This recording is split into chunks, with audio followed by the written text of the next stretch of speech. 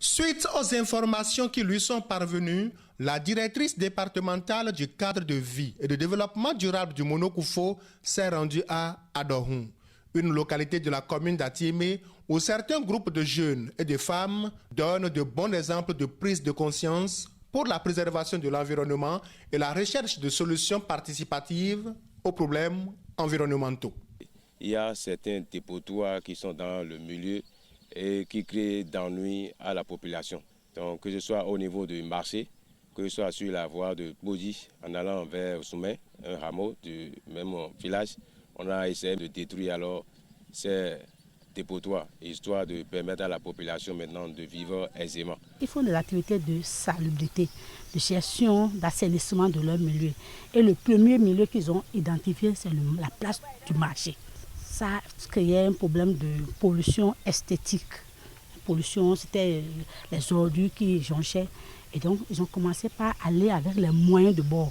Et quand les populations, les communautés commencent par avoir des initiatives comme ça, nous avons l'obligation de les accompagner, de les sensibiliser, de trouver des voies et moyens pour que leur activité prenne, qu'ils fassent tâche d'huile ailleurs. Face aux difficultés d'accès à l'eau pour la transformation des noix de palme, une des activités génératrices de revenus pour les femmes de ce village, elles ont pris l'initiative de creuser elles-mêmes un puits.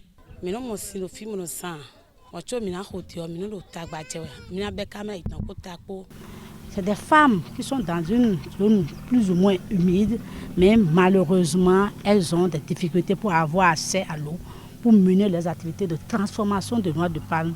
Ils se sont concertés, ils ont identifié une place publique, c'est très important de le dire, une place publique, où ils ont commencé par réaliser un trou qui est devenu finalement un puits, qui va servir à ces femmes en allégeant la corvée d'eau. En période de crue, ce village est coupé en deux par le débordement du fleuve Mono, dont les eaux sont déviées de la trajectoire d'un pont, devenant ainsi un trompe-œil qui cause des noyades. Lors de la crue, il y a un endroit ici où les gens qui ne sont pas habitués de la zone, quand ils voient peut-être le pont comme ça, ils croient que c'est déjà terminé, alors que tout le reste du pont, c'est rien que du trou. Et il y a de l'eau qui stationne dedans et les gens pensent que c'est terminé, ils rentrent dedans et puis ils en meurent. Donc, pour éviter ça, il faudrait qu'on réalise quelque chose à côté maintenant de ce pont pour qu'arriver ici maintenant, il peut maintenant accéder à l'autre rive facilement. Nous sommes sur un ouvrage réalisé par la mairie, mais qui malheureusement n'a pas fonctionné. Parce que c'était fait pour permettre le passage de l'eau. Et là, l'eau a été déviée.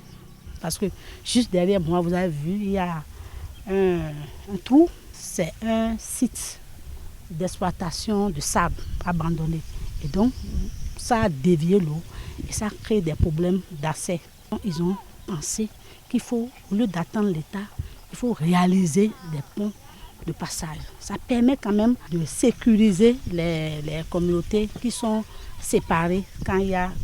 Donc, il y a vraiment nécessité de les aider. La directrice départementale du cadre de vie promet revenir avec les techniciens de la direction départementale des infrastructures et des transports pour des mesures plus adaptées. C'est une voie qui est dans le patrimoine de la commune. Nous allons revenir avec les collègues de la direction départementale des infrastructures et des transports qui sont des techniciens plus outillés pour voir, parce que ce qu'ils ont fait, c'est quelque chose de précaire. Et quand c'est précaire, j'ai dit, il faut aller voir si ça tient. Les puits, ça tient. Parce que là, même ce qu'on a réalisé en matériaux définitifs, des fois, sous la force de l'eau, ça part. Ils ont fait avec les moyens. Et c'est très important de les encourager. Celui qui a commencé par faire quelque chose avec le petit moyen qu'il a, ça veut dire que c'est quelqu'un que, quand on l'accompagne, il va vraiment y aller. Donc, nous allons continuer avec les collègues, la mairie, pour venir et à quand même régler le problème d'accessibilité. Avoir ces bons gestes éco-citoyens s'ancrer progressivement dans les réflexes des populations, la directrice départementale du cadre de vie et de développement durable du Monokufo se dit heureuse. Très heureuse parce que c'est des initiatives comme ça que nous aimons. Il faut que les populations elles-mêmes se mettent ensemble, identifient les solutions et cherchent à régler ces problèmes qui sont des problèmes que ce n'est que ces communautés elles-mêmes qui peuvent régler. Et donc on s'est dit qu'il faut aller les accompagner pour que d'autres qui attendent rien que l'État sachent qu'en matière de gestion de cadre de vie, c'est des initiatives comme ça qui donnent la confiance à l'État. Il faut aller vers eux. Il y a donc espoir que les populations béninoises prennent définitivement conscience de leurs responsabilités dans la préservation de l'environnement et la recherche des solutions participatives aux problèmes environnementaux. Un vœu cher au président Patrice Talon que le ministre José Tonato s'emploie à concrétiser au quotidien.